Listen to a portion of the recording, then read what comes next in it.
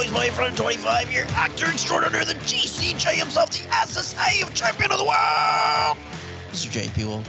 How you doing, buddy? Oh, man. I am caffeinated, hydrated, ready to rock and roll.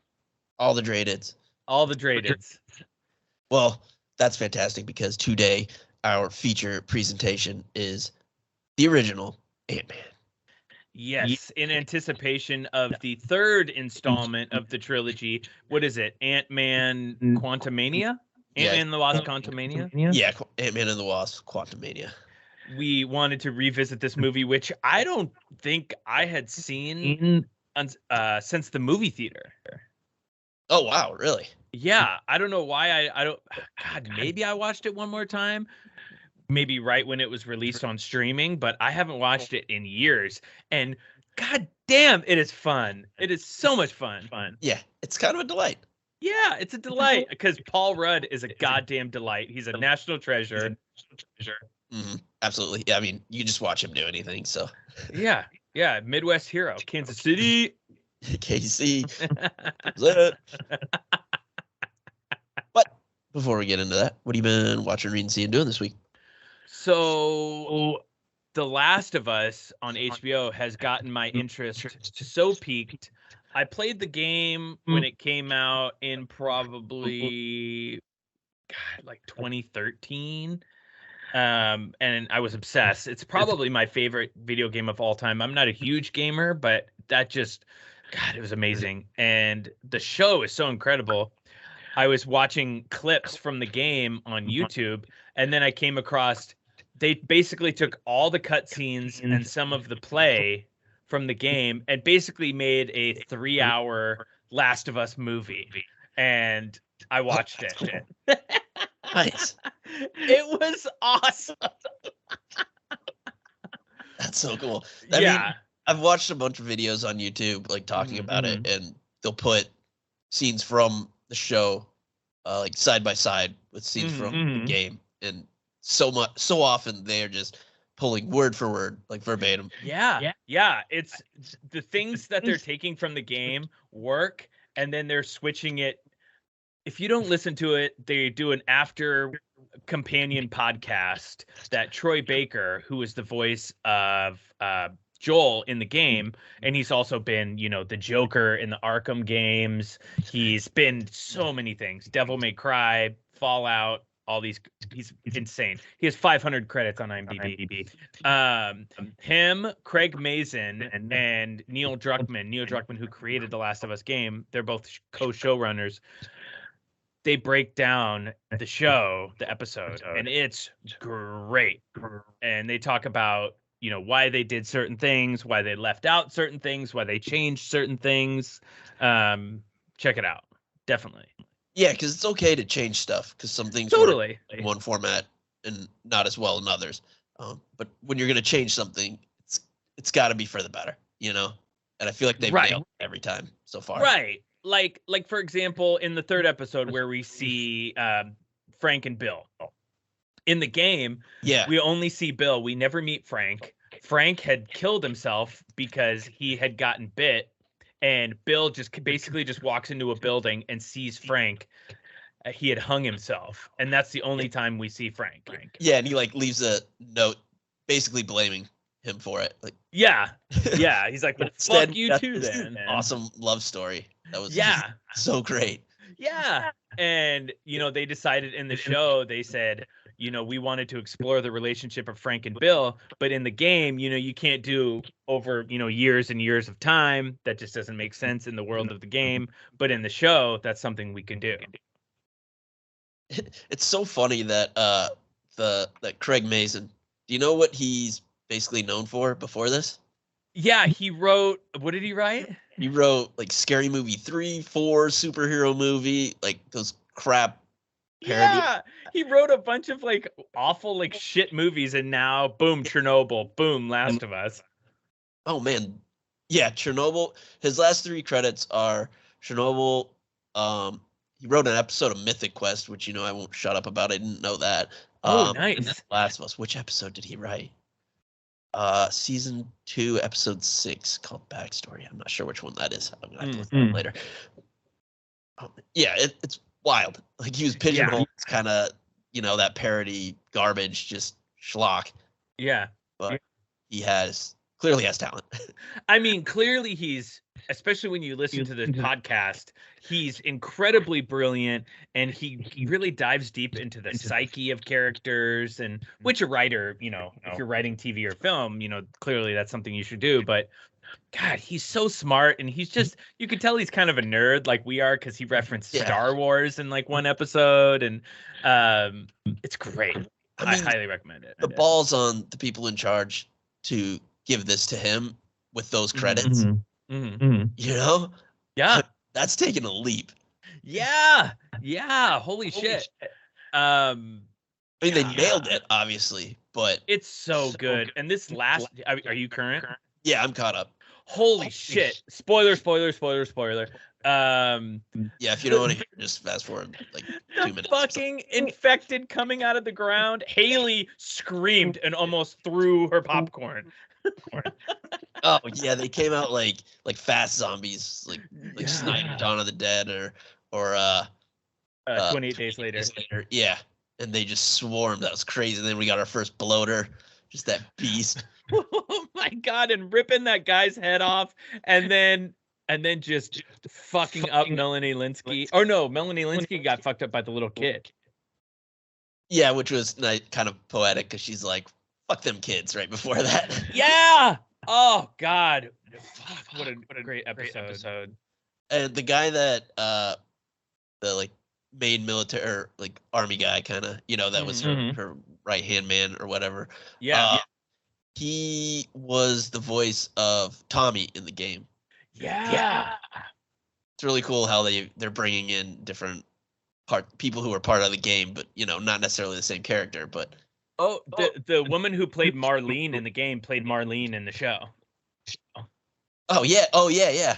That was one that they did one for one. A number of the other people, they're just putting them in different roles, which I think is pretty cool. Yeah, because the guy who played Joel is going to pop up at some point. The woman who played Ellie is going to pop up at some point. Yeah, like that's how you do your fan service, Yeah. Well done. Yeah, totally. But that's kind of it. Some other random stuff here and there. But what about you? Yeah, that of course. But we've already talked about it. Bad Batch. I think that was the mid-season finale last week. They did 2 episodes. Man, it was a lot like the old Clone Wars series. Because the Bad Batch has been a little more probably sillier, like lighthearted, I guess you'd say. Probably a little younger audience, which is fine. But the Clone Wars just did some adult themes, and this last couple was right on that. It was really good. Just like how how they're basically, the Empire's just like pushing the clones aside, and like they're just like throwing them out with the trash, treating them like they're not even people, and it's doing to them, and all the crap that goes along with it. It's really great. Man, I keep saying I need to watch those, but I really need to watch those. I downloaded a bunch of episodes of Harley Quinn to watch on the plane back to Iowa tomorrow. Oh, nice. Yeah, that's a great one too. What else? Playing a lot of Red Dead Redemption 2 online. So fucking good. Kind of obsessed with that. I never thought I'd like the online game. Like, I refused to play the GTA online. Right. Because they have no reason to make the next one, because they're making literally billions of dollars off of this. So it's like, why would we make a new one? Like, there's no reason to. Let's just keep milking this cash cow. But this online, they don't really care about, which you can tell there's a lot of bugs and stuff. Like, they don't really give a shit about it. But it's a lot of fun if you like the game. It's just more of the game. I wonder when we're gonna get a Red Dead Redemption, game, movie, or show, movie, something. Then you could do a really good one on that. I mean, another one that's a great story. Just do the thing. Just do the thing. Just do a limited series or something. I really hope that's what they take, because you never know when there's something that's successful in Hollywood. You never know if they're gonna take the right thing from it, the right reason. Like, that's what I was worried about with Spider-Man No Way Home. They're just gonna be like, oh, it's just the nostalgia. We're just gonna bring people back. That was the key. It's like, right, but there's more to it than that. You know, a lot of times they focus on the wrong part of what made something successful. Yeah. So hopefully they focus on the fact that this is so true to the game, the story, and everything, and keep that going forward. And that's why it has worked before, because no one's really ever done that. That's kind of what I thought of the Sopranos movie that they made. I just thought it was too much fan service and, oh, look at this person. We're squeezing this person in that's referenced once and then not again the entire movie and shit like that. It was just, yeah. Yeah, it wasn't very good. Yeah, unnecessary fan service. Yep. Yeah, I guess that's about it. You wanna get into this? Let's do it. Let's get into our feature presentation.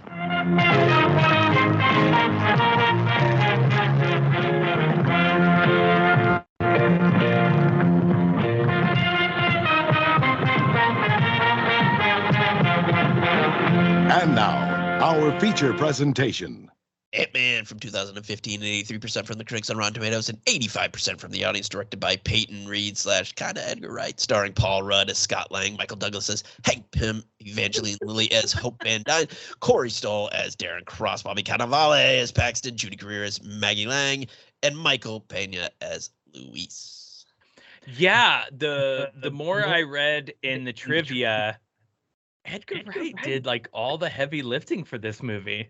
Yeah, when he got canned, I feel like he was at least halfway through the movie. He had to have been. It was deep into the process when they showed him the door. Yeah, I think, from a lot of the trivia I read, he, creative differences. He wanted it to be a standalone movie. He didn't want to have to, be a part of the MCU. He, well, what I believe the way that it was sold to him, because it was supposed to be one of the first ones that came out. Yeah, when he first went to Comic-Con. Yeah, it was him and Jon Favreau talking about Iron Man. Yeah, they didn't have their formula yet, and then Favreau did Iron Man, and they're like, "Oh, we're just gonna keep doing this. Like, this is it." Yeah. And even though they had told him that, he was still operating under the idea that he agreed to, that he could just do whatever he wanted. And then it was like, nah, you actually got to fit into this box a little more. I think that was the issue. I would love you see his fingerprints on this in a number of places, but I would love to see his full version of it. I mean, it doesn't exist, I don't think. Yeah. I'd love to have seen what that would have looked like. I even went on Reddit after I watched the movie to see if somebody had his original script, and I couldn't find it because somebody even typed Marvel keeps a really tight fist on their shit, so we probably won't ever see it. I mean, just the Michael Pena stuff with the storytelling, that is so Edgar Wright. Oh, it's so funny. Yeah, it's really great. And they try to do it in the second one, and it just doesn't feel the same. I think I've said it before. It's like it's the news at the beginning of RoboCop, and it works the first time because Verhoeven did it, and Eric Kirshner did the second, who's a good director. Like Peyton Reed's a good director, but it just doesn't work because he's not Verhoeven, and Edgar Wright or Peyton Reed's not Edgar Wright. Like, it just doesn't. Yeah. It's no shot at either of them. It's just a fact because no one is. I didn't exactly, and I didn't realize that. I forgot Adam McKay and Paul Rudd did rewrites for the script. Yeah, I saw Paul Rudd had writing credits. I didn't even realize that either. Yeah, because Paul Rudd got writing credit on the second script too, but Adam McKay, clearly a very capable, hilarious, talented writer, so having him come in too. Yeah, I've heard he wants to do like a Silver Surfer if he ever gets into the MCU, which would be awesome. Oh fuck, that would be so cool. Yeah, I hope that happens. Yeah. Oh yeah. All right, let's get into it. Starts off with some de-aging and I guess re-aging because they make Peggy Carter look older. Yeah, I accelerating. Yeah, I don't know what the word is for that, but actually looks pretty good. Yeah, I thought so too. In short little bursts, I think that works. But when you try to stretch it out over more than maybe a couple minutes, it's tough. Yeah. Ends in a bloody nose. Hank Pym's not happy. Storms out. They want his shrinking tech, you know. His Pym particles. Yeah, and he's not having any of it. Then we meet Scott. He's getting out of jail. He gets punched a bit first. I guess that's their. He goes, "You guys have some weird leaving ceremonies." Yeah. It's just they're all friends. It's a nice little scene. Yeah, I could see Paul being the talk of the town in prison. Yeah, he would be okay just because he's funny. He'd get out of it. I mean, he's a little too handsome for prison, but he'd make enough jokes. Exactly. Yeah, he's aging like a fine wine. Jeez, delicious. So, he has a daughter, and his ex-wife is Judy Greer, and she's with Bobby Cannavale. I love Bobby Cannavale. He's fucking awesome. I'm a big fan of his. This cast is great. Yeah, it really is. And she's with him now, and he's a cop, of course. Scott tries to go to his daughter. His daughter is the most adorable little kid ever, by the way. Like, Jesus, is this maybe the cutest kid in all of cinema history? Yeah, just adorable. And it's like her birthday, but he's not really supposed to be there. They're kind of mean to him. A little bit. Like being really mean to him. Yeah, not right. Yeah, it's just like they're not wrong in everything they said, but also it's her birthday. Like, come on, just let him. Whatever. Give the guy a break. Yeah, fair enough. I actually really like the way that the Paxton character, his little arc. He's kind of a prick at first, but he's not like over the top, like douchebag. Yeah, he's just trying to be protective of his new family. Yeah, and eventually does come around, like at the end. Like it was a nice little. I enjoyed that. Yeah, because I could very easily just be like, "Oh, the douchebag," you know, and then they use note. Yeah, and they just kill him off or something, you know. But I kind of like that. So, yeah, he drives off all sad. He's like, "I need some money. I got to figure something out," because he got fired from Baskin Robbins before that. Baskin Robbins always finds out. Yeah, that was fun. Then we meet Darren. He unveils his little yellow jacket suit. He's basically trying to replicate the Pym particle, but he's having he's having some issues with it. One of the guys, I don't know if he like works there or he was like an investor or something. He has some qualms with it, so he turns him into goo. Turns one of the dads from Stranger Things into strawberry jelly. Yeah, I mean that's a weapon in itself because that's terrifying. I don't want to be goo. Yeah, and he literally just picks it up with a with a piece of toilet paper and just flushes him. He's like, "Goodbye, Bob." Yikes! God, gross. Savage. And just washes his hands so nonchalantly. Corey Stoll, I like Corey Stoll. I think he's a really great actor, and he's really good in this. I think he's good in this. I mean, it's the problem with a lot of Marvel villains. He's just evil because he's evil. Like true. They sort of try to be like, "Oh, there's all the testing you've done. It's messing with your brain or something." Like later on. But it's not really elaborated on like a really good reason. Yeah, because I think it's because in the comics, Pym loses his brain and ends up, beating his wife at some point. Yeah. It's like, yikes. Yeah. I can see why they didn't go into that. He gives Janet the backhand at one point. Not really cool. Not cool, Hank. Not cool. Cool. Yeah. But yeah, he's a bad guy. Whatever. And as we mentioned, Scott got fired from Baskin Robbins, so he needs money. And Luis tells him about a job. And that's when we get the very Edgar Wright like replay of it, talks to this person, to this person, to this person. And Michael Peña's so great with he's so good. He's so fast and quick with it, and it's got such great timing. It's fantastic. So he acquiesces, and they start to plan for it. It's basically there's this old rich guy, and he has a big safe, and he's out of town. So let's go find out what's in the safe and take it. He's like, fine, let's do it. Heist begins. I really enjoyed Scott, the way he cracks a safe. Like they show he has some skills, you know, like a fingerprint, like off a doorknob or whatever it is. And because wasn't he an electrical engineer or something? They said. Yeah, so he has like a master's in like electrical engineering. Like so he's smart. Like what he went to jail for, they brush over it pretty quick. But basically, he was working for some, I don't know, like a telecom company or something, like a Verizon or something like that, or an AT&T, and he found out that they were like defrauding their customers or something along those lines. Yeah. And he like was a whistleblower and they didn't do anything about it, so he like hacked their system and I think he gave a bunch of money back to people or something along those lines. Yeah. And that's what he got arrested for. So, you know, criminal with a heart of gold kind of thing. Of course, like Robin Hood. Yeah, exactly. Just like Robin Hood. We just did. I enjoy him talking his way through cracking the safe too. He's like, this was like the metal that was on the Titanic. Like, as we know, it doesn't do well with cold. So he like puts and just a setup. He puts a mattress down and then like a sheet to catch the rivets that pop out, and like it's really great. It's really good, and I love the little crew too. T.I., he's funny, but I love Polka Dot Man, David Dasmalchian. Yep, he's been in 3 different comic book movies now. With this, the Suicide Squad, and he was in the Dark Knight, or the.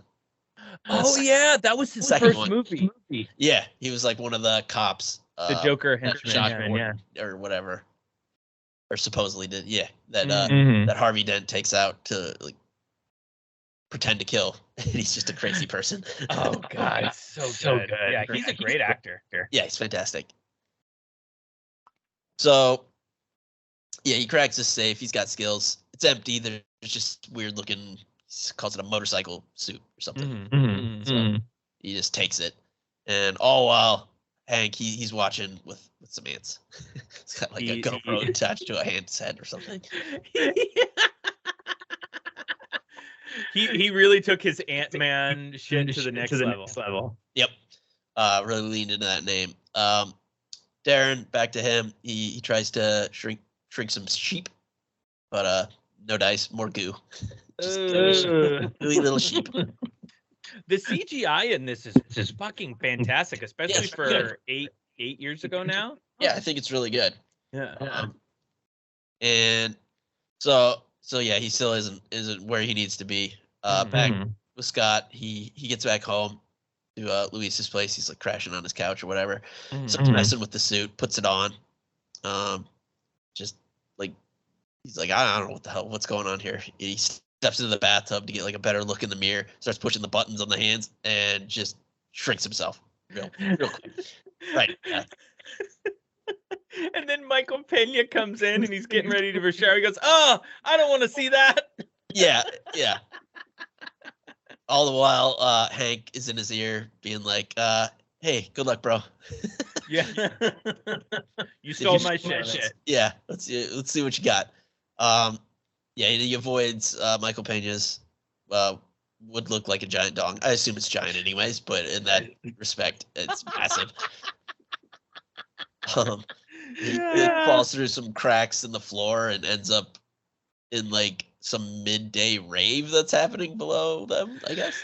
Yeah, apparently some ravers, from the early 90s listening to house music live 2 floors below them or something. Yeah, and it's midday too. Yeah. I know. I used to live in San Francisco, and I know it's a little weird out there, but I never saw any midday raves. Yeah. Whatever. Eventually, he escapes outside, like lands on a car.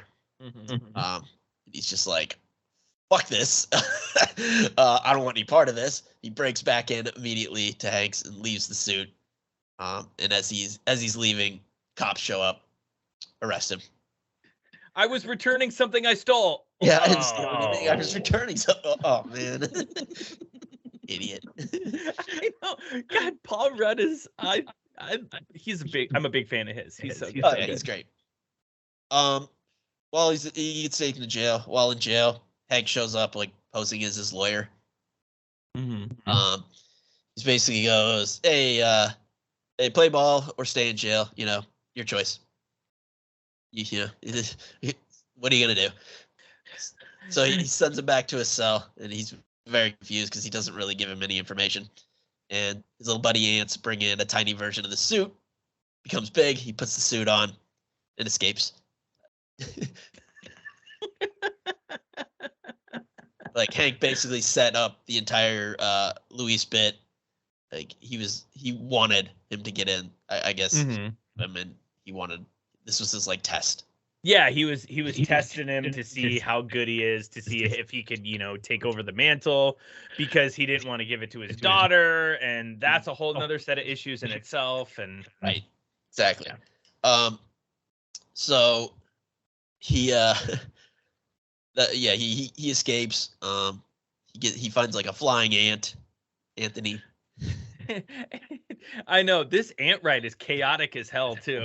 Oh yeah, he's flying all over the place. Hank says he's controlling him. He's not doing a great job. He's flying in a lady's hairs and onto maps and stuff. I'm like, what are you doing, man? Terrible job. Hank. Yeah, he's flying all over the city. He ends up just passing out because you probably would. Goes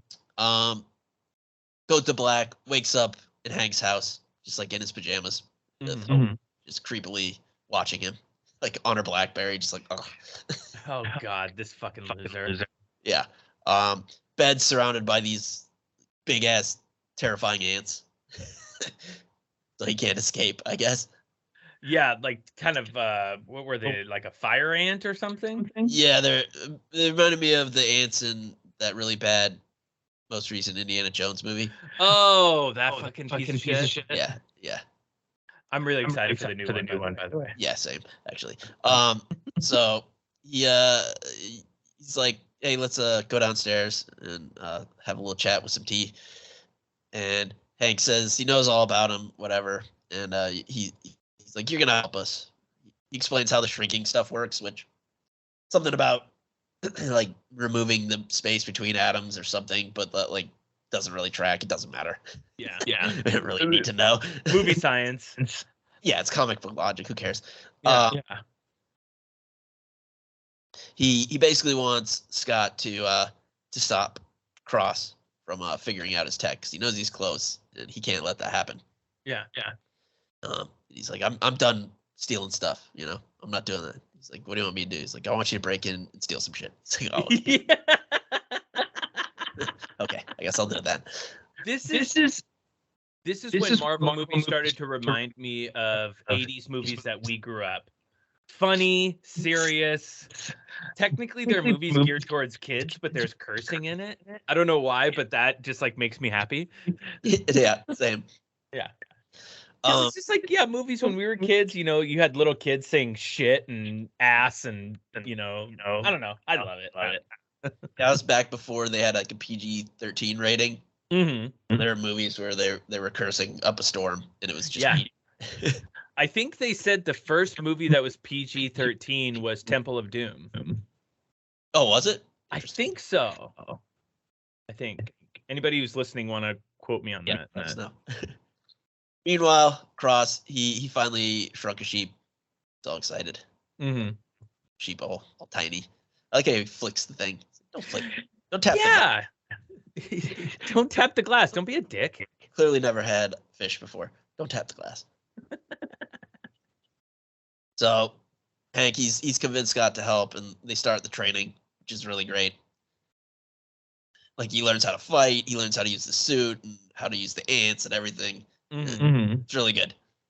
Really good sequence. Yeah, and Hope is really good at all the things, and you see these great little moments of, she's like, fine, I guess I've got to do it, even though I should be doing this, but okay, I'll teach you. Show me how to punch. I know how to punch. I was in prison.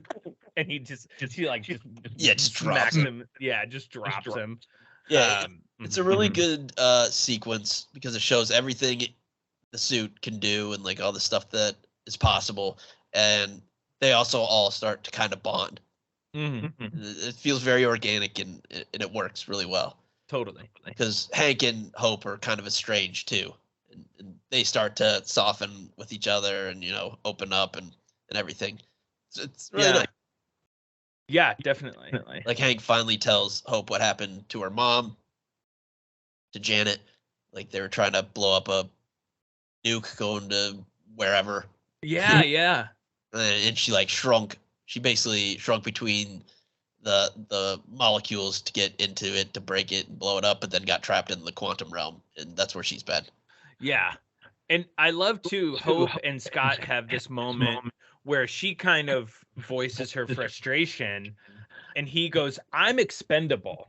You aren't." And he kind of puts it into perspective like that. And I think that kind of opens her eyes a little bit. Exactly. Like he's not just being a jerk. Like he's gone about it poorly in his communication, but it's all just because he does actually care, Yeah, exactly. It's like, oh, I never thought about it that way. He's afraid of losing me like he lost her. Like, all right, that kind of makes sense. But then he also just never told her how her mom died. Told her, didn't he say a car wreck or something? He kept saying like a plane crash or something. Yeah. She's just like, you keep telling me that lie. Like I know that's not what happened. And he does finally tell her.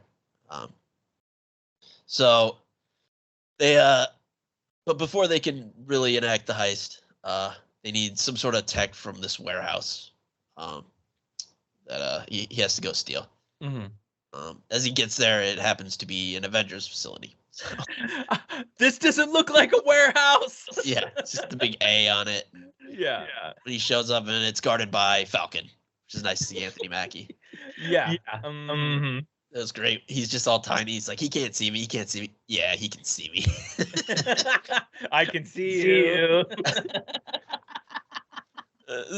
He doesn't even try to fight him right away. He just goes big and he's just like, hey, like he tries to talk his way out of it. Like, oh man, like I'm just here for this thing. Like, I don't want to fight. Like, it's cool, man. It's all good. Scott's going rogue. Yeah, it's really great. They fight a bit, and their fight's great too. Yeah, really great. And Scott kicks ass. Yeah, he wins. He kicks his butt, and even manages to steal the tech. I do like at the end. He's just like, don't tell anybody about this. So yeah, they have everything they need. Get ready for the heist. They even have to include Luis and his boys. Getting on it. Like everyone's a part of it. The crew. Scott gets in the facility. It's like some big night, so Hank's there too. He's invited. He first gets the ants to fry the servers, so all the information's gone. And he sets some bombs in there too, a bunch of plastic. Yeah. He then goes for the last piece to steal a Yellow Jacket suit, but Cross was ready for him, and he's basically trapped. He's caught. It's a trap. There's our trap. He's big time trapped. And it's all during middle of Cross selling his tech to a bunch of bad dudes. There's hide guys. Right? Yeah. One guy has 10 rings on his tattoo on his neck. So it's a bunch of bad dudes. Yeah. And he has Hank there in the room, just basically to rub it in his face. Cross, he goes to shoot Hank, but at the same time, Hope steals a gun from another guy. They're in a whole little standoff. And that's when Scott escapes from his little prison. I don't know exactly what he did. He used some tech that he had, and just bursts out. Yeah.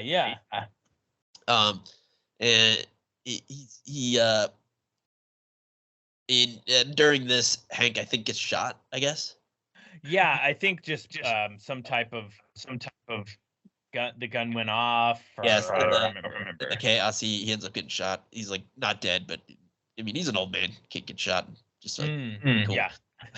It's bad for anybody, let alone a 70-year-old Michael Douglas. Yeah. So Scott beats up all the other guys, but as we said, he got shot, and he goes over to him to see if he's okay, and Cross is just like, okay, I'm gonna kill you now. You big idiot. And as he goes to shoot Scott, a bunch of ants show up. They save the day. They're getting in between the hammer of the gun, so they can't can't fire. Mm-hmm. They are very bitey. They're biting all over him. Did you notice that up until this point in the movie, when Hank gets shot, Hope says, "Dad"? I think that's the first time she says "Dad" the entire movie. Yeah, I think you're right. That's a good catch. Yeah, so they gotta save the day. Cross runs off, whatever. Scott goes after him. Hank and Hope escape in a tank that was on his keychain. That was, and all the police are just going what? Yeah, because this giant like Sherman tank from like World War II just rolls out of the building. With all the cops outside, and then we get another good scene with Scott like running away from gunfire. It's just so good where it's all exploding and yeah, I love it. The CGI and the action is so great. It's great. It's really great. But yeah, he beats all those guys up with a little assist from Luis. He punches one of the guys. He's like, "Were we the good guys?" Like, yeah, it's good, man. I like this. So great. So great. Cross tries to go escape on a helicopter. Scott, he catches up to him before it takes off. I really enjoyed this fight scene too, in the helicopter. Yeah, really, really good. Like, and they're just fucking this chopper up.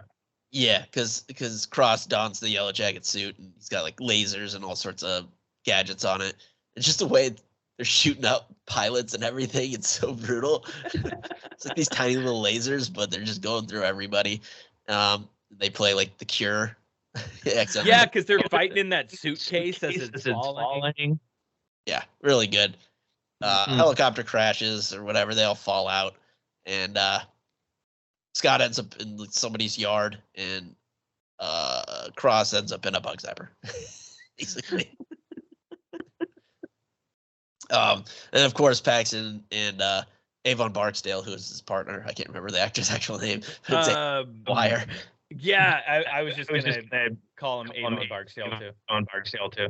Yeah, they just show up right away. I don't know, it doesn't matter, and arrest him. But he's like, "Hey, there's something in the bug zapper we got to deal with." Of course, they're just like, "You're insane! Like, what are you talking about?" Yeah, shut up. We're taking you back to prison. Yeah, and as they're taking him back, of course, Cross comes back to consciousness and apparently heads over to Scott's house.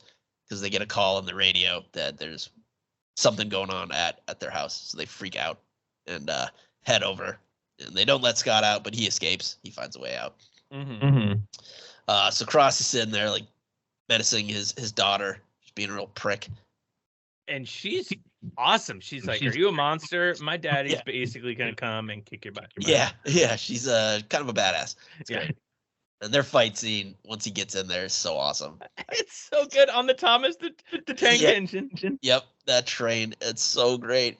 I mean, when it's bearing down on Cross, and it's like this big moment, it's like, and then it just pulls back the camera, and it's just this plastic train, just like falls off the rails. Just great comedy through that, too. Comedy through, just no dialogue, just shots. Fantastic. It's fantastic. So yeah, they're fighting, whatever.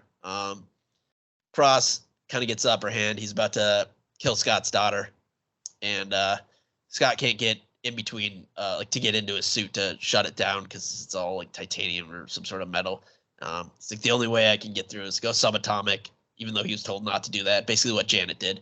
So he does to save his daughter. Really brutal what happens to Cross.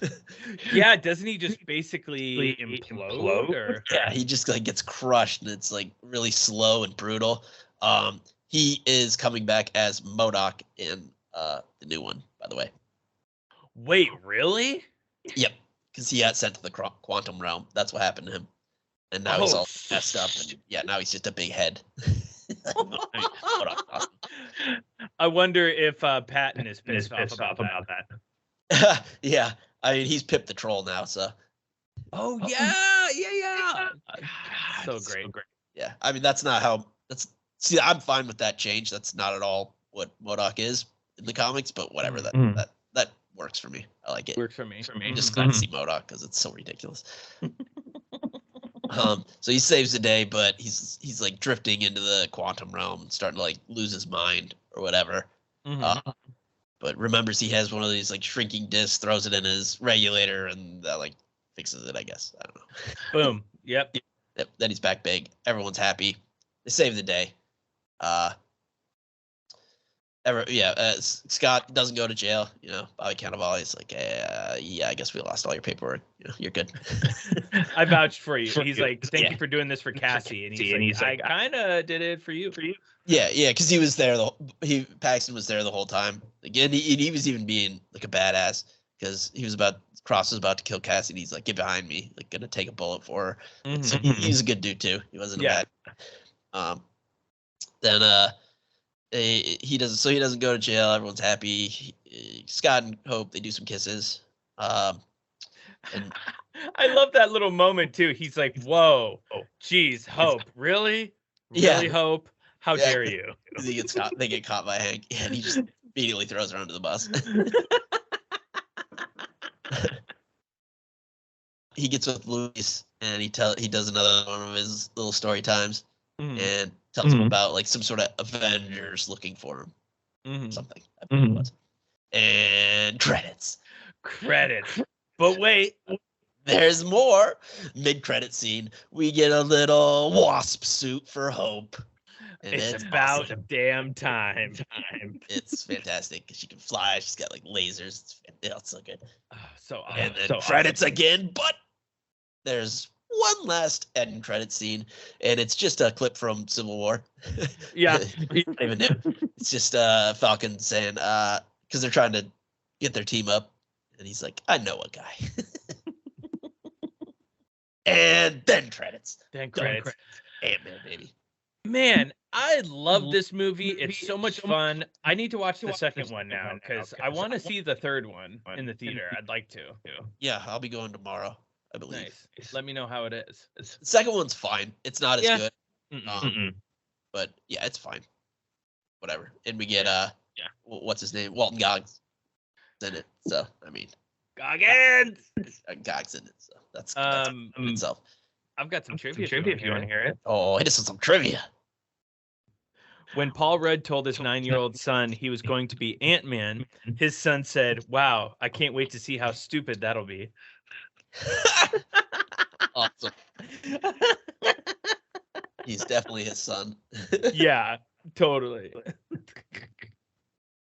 As part of a decades-long running joke, whenever he is a guest on Late Night with Conan O'Brien, Paul Rudd always claims to show footage from his upcoming movie, but invariably plays a clip from Mac and Me, in which wheelchair user Eric flies off a cliff while Mac the alien watches on.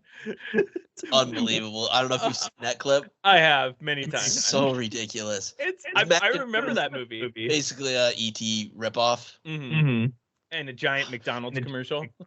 Yeah. I mean, I've seen almost all the clips of him on Conan. Yeah. And the way he always tricks him. He just plays it off so perfectly. Gets him to buy in every time, and I don't know. I mean, it's a bit, but I kind of believe it. Yeah. For sure. Because he's so genuine and affable. It's just like, okay, fine. It's not this time, and then there comes Mac and Me again. Son of a bitch. Flying off a cliff. Yeah. When it was time to promote this film, the clip started out as a genuine trailer for Ant-Man, but was then combined with the clip from Mac and Me with Ant-Man edited into the footage. Oh, God. Awesome. I love it. So good. Scott's brief work at Baskin-Robbins was originally going to be Chipotle, but the company did not like their negative portrayal. The filmmakers considered Jamba Juice, then settled on Baskin-Robbins after realizing that the bright colors would be a funny contrast to the dark prison open. Negative portrayal. I didn't think anything negative about him. I didn't. Hey, Baskin-Robbins always knows. Yeah. Yeah. If anything, it's a great portrayal. Agreed. Like, I never think of Baskin-Robbins. Like, now I do. I could go for some Baskin-Robbins right now. That sounds a bit all right. The laser sounds fired from Yellow Jacket's suit are the same sound as the main gun on the AT-AT being fired in the Star Wars movies. Oh, I didn't even catch that. Yeah. Nice. Let's see here. Whilst filming a scene with Michael Douglas, Paul Rudd attempted to reenact the famous interrogation scene with Sharon Stone from Basic Instinct. Rudd ultimately failed with the attempt, resulted in Michael Douglas saying, "What are you, a fucking pervert?" This might be some of my favorite trivia of any movie we've done. It's so good. There's so much great shit. Although Edgar Wright dropped out of the movie, a large portion of the script he wrote is still in the story, which you basically called. Yeah. On the day that they filmed the sequence of Cross shrinking a lamb, when they broke for lunch, the caterer just so happened to be serving lamb chops. The cast and crew claimed it was awkward. Yeah. What time?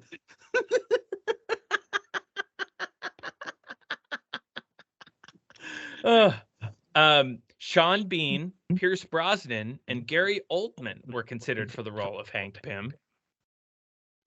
Those all would have worked. Yeah. I like Michael Douglas. I thought he was so great in it, and he's a really, really good actor. Yeah, I'm a fan of his. Yeah, me too. Terrible about him. Yeah. And I love the reason he claims that he got throat cancer. Yeah. just Google that. Just Google it. Google it. Fantastic. Hit us in our DMs. We'll have a discussion. Much respect. Jessica Chastain turned down the lead female role of Hope Van Dyne Dean due to scheduling conflicts. That would have been all right. Yeah, that would have been a good choice for sure. And they would have to deal with Evangeline Lilly's anti-vaxxing nonsense. Oh, she was one of those? Yeah, I know. It's a real bummer because I really liked her, and that kind of bummed me out. Oh, God. Jesus. Adrian Brody, Joseph Gordon-Levitt, and Ewan McGregor were all in the running for the role of Scott Lang. Oh, wow. Yeah. Ewan. Yeah. Oh, man. I did. Ewan. Yeah, Ewan's great. Joseph Gordon-Levitt would have been great in the role, but man, I just love me some Paul Rudd.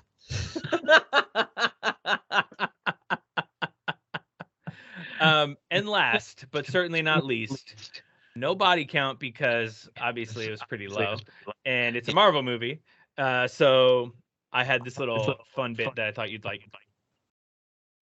The original opening that Edgar Wright wrote was to have a mini adventure in homage of Goldfinger, 1964, that the young Hank Pym would infiltrate Panama to retrieve a microfilm and confronted a Panamanian general by the name of Castillo. Jordi Moya had filmed his scenes as Castillo, but was cut. Peyton Reed admitted that the standalone adventure was really cool. Although filmed, it was disconnected after it was edited together. Reed eventually settled for the existing prologue, which bookmarks the confrontation with Mitchell and Hank later on. Yeah, I mean, I would have loved to see that, but the way they did it definitely worked better. It works better, yeah. I always find that interesting when a director or a movie has a really cool scene that's really great, but it just doesn't work, and they have to cut it. Like that's one thing I don't know how to do. Like, I'm in love with something. I can't. I just stick it in. I'm like, I love this too much, and I know I can't do that, but I can't help myself. I feel like if that's, obviously that's the kind of shit that would go on, DVD special features. Yeah. But if I was making a big Ant-Man movie and I had a little scene like that, I would just make it its own little short film, like one of those Marvel one-shots, and just drop it on YouTube or something. Yeah, that's a good idea. Do something like, I mean, they kind of did that with Spider-Man movies. Mm-hmm. And these little shorts that they put on the DVDs and whatnot. Yeah, that's what I would do. But I guess there's all kinds of logistics and money and sure. Yeah. Well, that's it for Ant-Man. What are we doing next week? Oh, coming up next week with Cocaine Bear hitting theaters, we decided to do another creature feature. We will be going into the jungle and checking out Anaconda. Anaconda! I saw this movie in the theater. We did this like a year or so ago on a live stream. And that was probably the first time I'd ever even seen it all the way through. It's it's something. Oh, it is something. Starring J-Lo, Ice Cube, John Voight playing an Argentinian man or something. Yeah, it's it's really bad, but it's fun. Like it's good. Yeah. Oh, it's good bad. And Owen Wilson is in it. Yeah. You know, early in his career. It's something else. Yeah, I'm excited to watch it. It's been so long since I've seen it. But that's about it. Anything else you want to add? Not all I got. Why don't you hit us where you can find us? You could find us at www.actionmoviebookclub.com. You can also find us on Twitter at ActionMovieBC or on Instagram at Action Movie Book Club. We've also been posting some videos over on TikTok and on YouTube, so just search Action Movie Book Club. Give us a little like and subscribe on there. Just, anything that'll help boost us in the algorithm, whether it's on YouTube or whether you listen to your podcasts. We just want to get in more people's ears or eyeballs because we love doing this and we want to keep doing it. And maybe even someday, make a little bit of money doing it. Coin right here. No big deal. No big deal. Help us out. Exactly. Also, doing comic book club.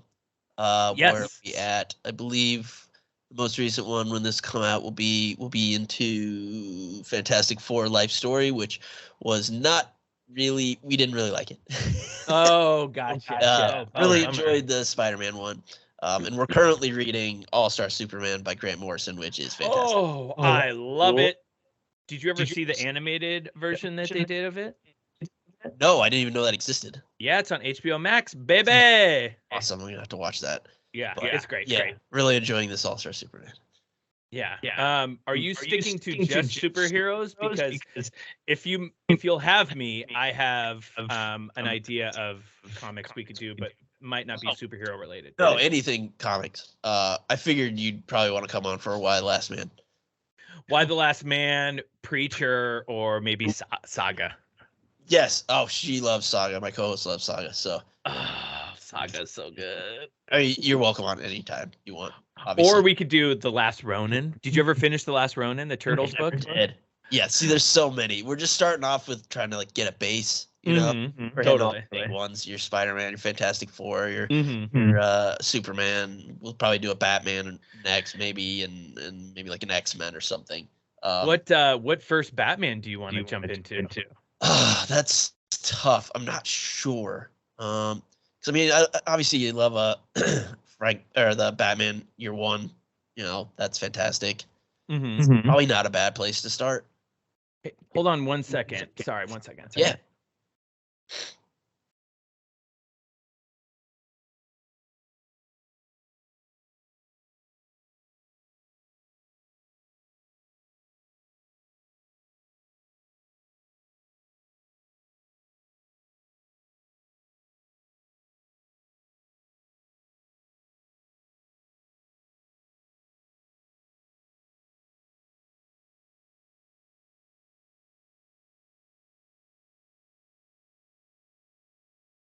Sorry, Gazpacho, I think he threw up a little bit. I think his medicine gave him a little tummy ache.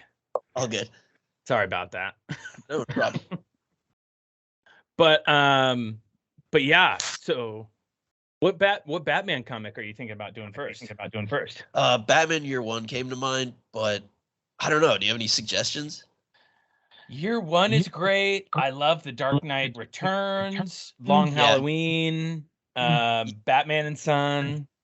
Yeah, these first few we're trying to do a little entry into comics, because there can often feel like there's this huge barrier to entry with years of canon and things like that. It's just so much. It's hard to know where to start. Right. So yeah, I'm leaning towards Year One, but I'm open to suggestions. Yeah, I'll see. Yeah, those ones that I said I like a lot, but we can discuss. Yes. But that's about it. Anything else you want to add? That's about all I got. Why don't you take us out? Happy trails, Hans.